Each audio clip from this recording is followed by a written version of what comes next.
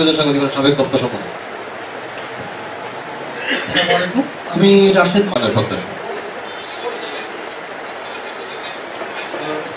অবশ্যই দেখবেন। আর প্রত্যেক পত্রিকা শুধু ডিক্লেয়ার দিয়ে যাচ্ছে, কিন্তু মাননীয় উপদেষ্টার আপনি প্রধান খুব কাছের লোক, খুব একদম ডান হাতের লোক। নিশ্চয় আমরা কয়েক কোটি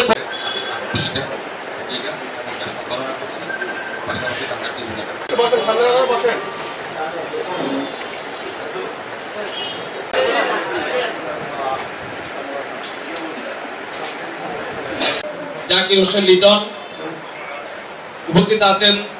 সাধারণ সভাকে স্বাগত জানাই লক্ষ্মীপুর প্রেস ক্লাবের পক্ষ থেকে। আজকের অনুষ্ঠানের সভাপতিত্ব করবেন। আসসালামু আলাইকুম, আমি ওসমান গনি, আমি ঢাকায় বার্তা বাজার।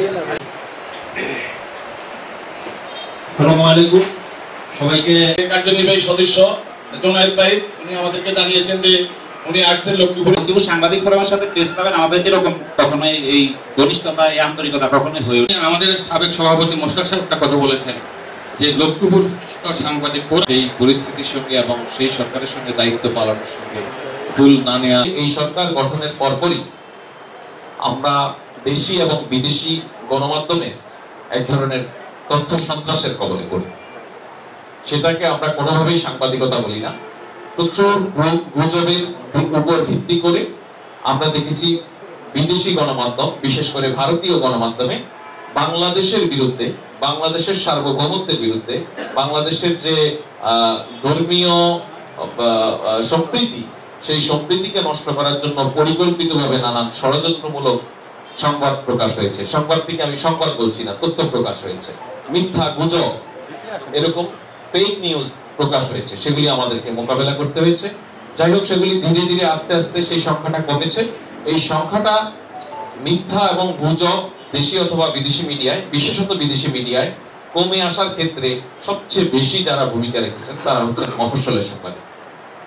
আমি সেজন্য আপনাদেরকে অত্যন্ত ধন্যবাদ জানাই। আপনাদের এই দায়িত্বশীল সাংবাদিকতা বাংলাদেশ রাষ্ট্রের সার্বভৌমত্ব রক্ষা করার জন্য বড় ধরনের ভূমিকা রেখেছে। আপনারা জানেন যে ভারতের গণমাধ্যমে যদি একটি সংবাদ প্রকাশ হয় যে হয়তো সে বলছে দিনাজপুরের অমুক জেলায়, অমুক উপজেলায় একটি সাম্প্রদায়িক সহিংসতার ঘটনা ঘটেছে, সে ওইখানে সংবাদ করার ক্ষেত্রে সংবাদ প্রকাশের যে ন্যূনতম ইথিক্স, নিয়ম নীতি, তার কোনোটি মানে নেই। স্থানীয় প্রশাসনের কোনো বক্তব্য নেই, ভুক্তভোগীর কোনো বক্তব্য নেই, ঘটনা যাচাই বাছাইয়ের কোনো ব্যাপার নেই। দেখা গেছে কলকাতায় বসে একজন তাদের ধর্মীয় নেতা বা সংগঠনের নেতা তার বক্তব্য দিয়ে বাংলাদেশের সংবাদ প্রচার করছে।